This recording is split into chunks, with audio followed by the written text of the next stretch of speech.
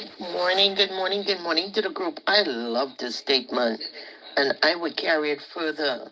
When you see the Prime Minister Philip Edward Brave Davis hang up his gloves, the PLP would have some strong candidates and members of parliament that it will be impossible for anybody to beat them.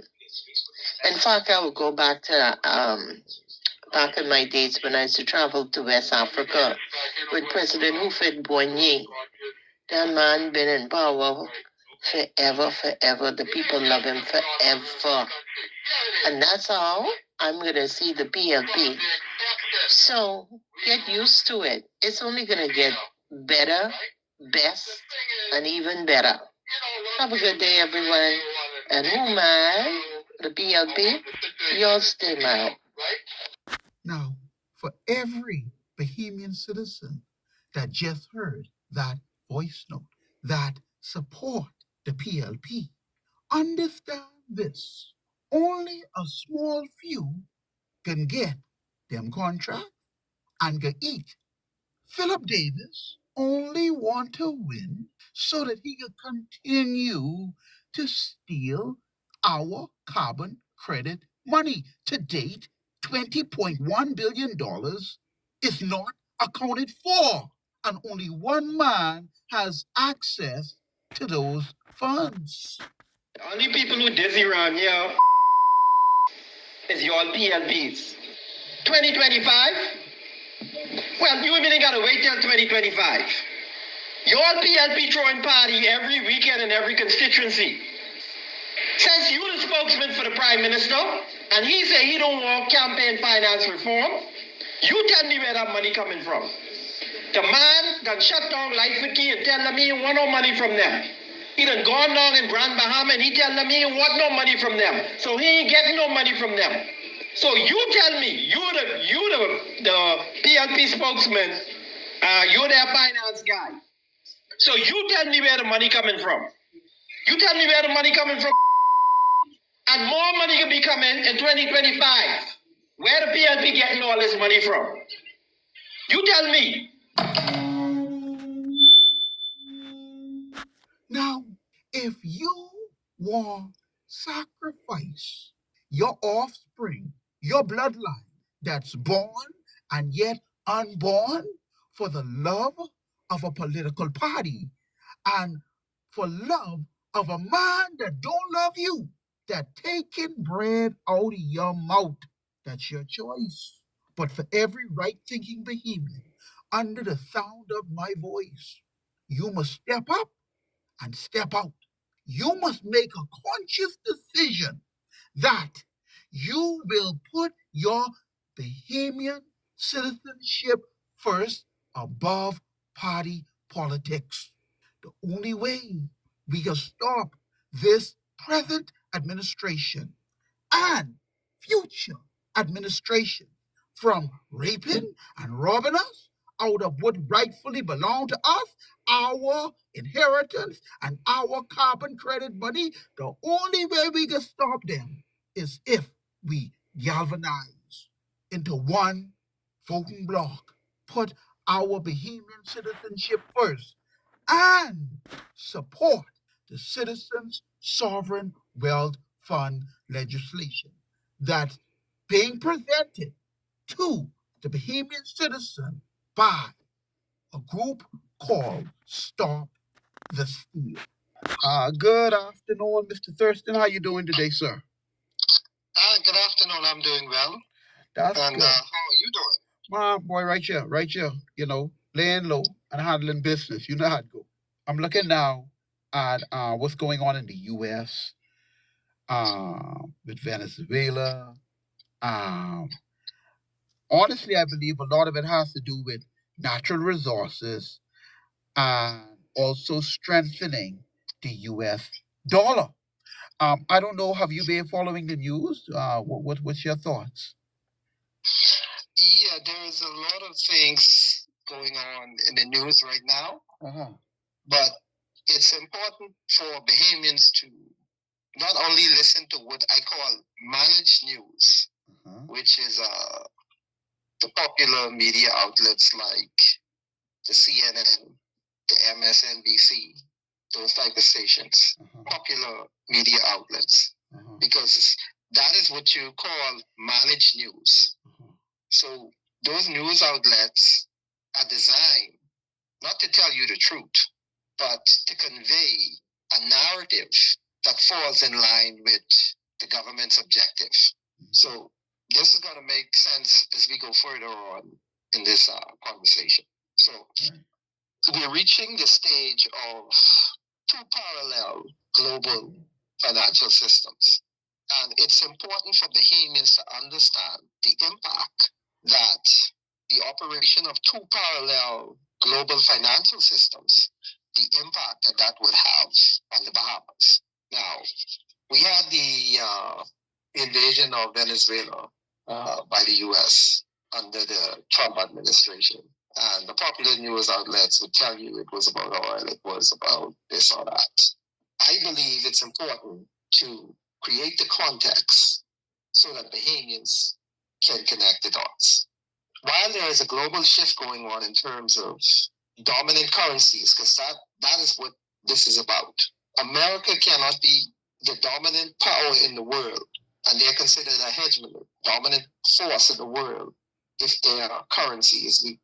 And the operation of a parallel global financial system that is more innovative and more futuristic than the existing platform of the dollar, which is the SWIFT system, that stands for Society of Worldwide International Finance. That system has been employed for close to 100 years. And it creates what you call an unfair advantage. It gives the Americans a competitive advantage structurally against other countries, meaning that, let me just break it down. So if any country wants to purchase commodities, they have to convert their currency into US dollars before they can purchase those commodities. So you can imagine China being the largest consumer of fossil fuel oil. Every time they want to make these purchases, they have to convert their currency into the US dollar in order to engage in that transaction. But also to imagine the kind of power that gives the Americans. So to start off with one, it inflates the American currency. So no matter how badly the American economy is doing, they are able to export that to other countries because they can always print currencies because there's always a demand for US currency because other countries need that currency to purchase commodities. So you never get an accurate view of how the American economy is performing. Right. Because if the American economy is underperforming, they can easily go and print more US dollars because there is a demand globally for that currency to engage in these transactions, these commodities transactions. That's right. So the Americans have had that luxury for more than 70 years, close to 100 years. And Trump really went into Venezuela. That was a desperate attempt to preserve the US currency. From de-dollarization. Let me take you further into this. So we're talking about commodities now. You have oil, you have gold, you have silver, and then you have that gold operates as a precious metal. Then you have silver that operates as a precious metal, and it has industrial applications. Why silver is important as a commodity is silver is the main driver for the green economy. Silver is a key metal. When you talk about solar panels, all of the components, the electrical components that you have in electric cars, which are the future of the transportation industry. So let's dive into the silver and what's happening, silver as a commodity and what's happening in the backgrounds to give you a broader understanding of where the US currency is and how that's going to impact us and all of the mechanisms that are now in place to assure that de-dollarization will be accelerated in the year 2026. So silver is traded on two major exchanges, the COMEX and on the Hong Kong exchange. The difference between the Hong Kong exchange and the COMEX is that the COMEX, which is an American trading platform, they trade in paper contracts, but the Hong Kong exchange actually trades in the metal itself. So imagine a situation where, and you have some of the biggest banks in the world driving the COMEX exchange for paper contracts.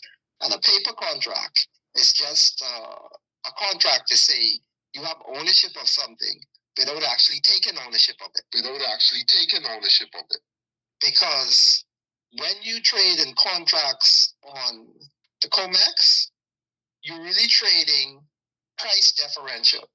Right. Meaning that you hope to profit from the price differences, whether you take a contract fit to go, the metal to go down in value, or whether you take a contract fit to go up in value, or whether you take a contract fit to stay stable. You never actually take possession of the actual metal. Most people just are gambling on the price. So if the contract works in their favor, they get a gain. They take that off the table. They never go and actually claim the metal. So you have a situation where America functions on what you call fractional reserves. And what fractional reserves mean is that, and most banks function that way.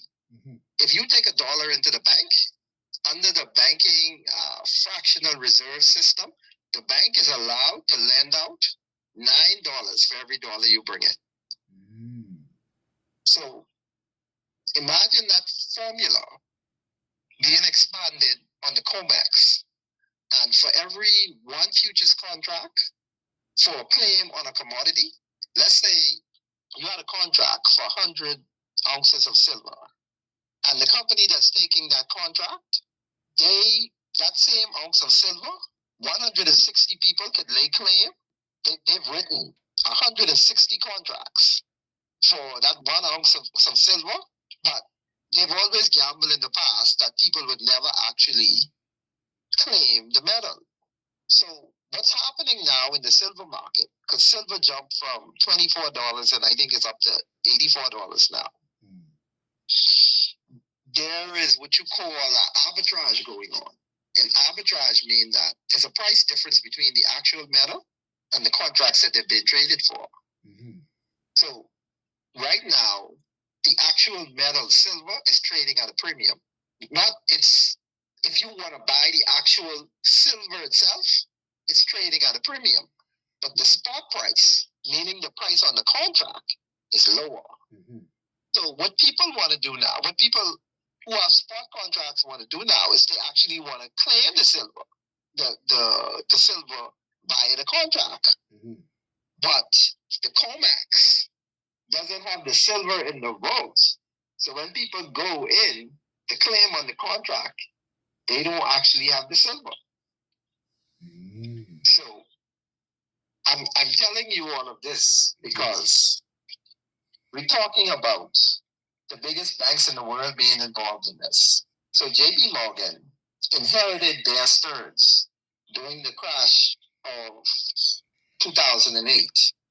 And they inherited the books of Bear Stearns. Mm-hmm. And Bear Stearns, a part of why Bear Stearns really collapsed is because they were engaged in the same type of fractional reserve system where the actual product, they sold it 10, 15, 20 times.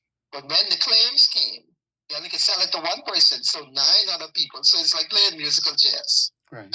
Right? Okay. 9 people started out with a chair. And as long as the music is playing, the game could keep going on. But when the music stops, everybody wants to claim what's on the contract. Right. But only one person could possess the actual commodity.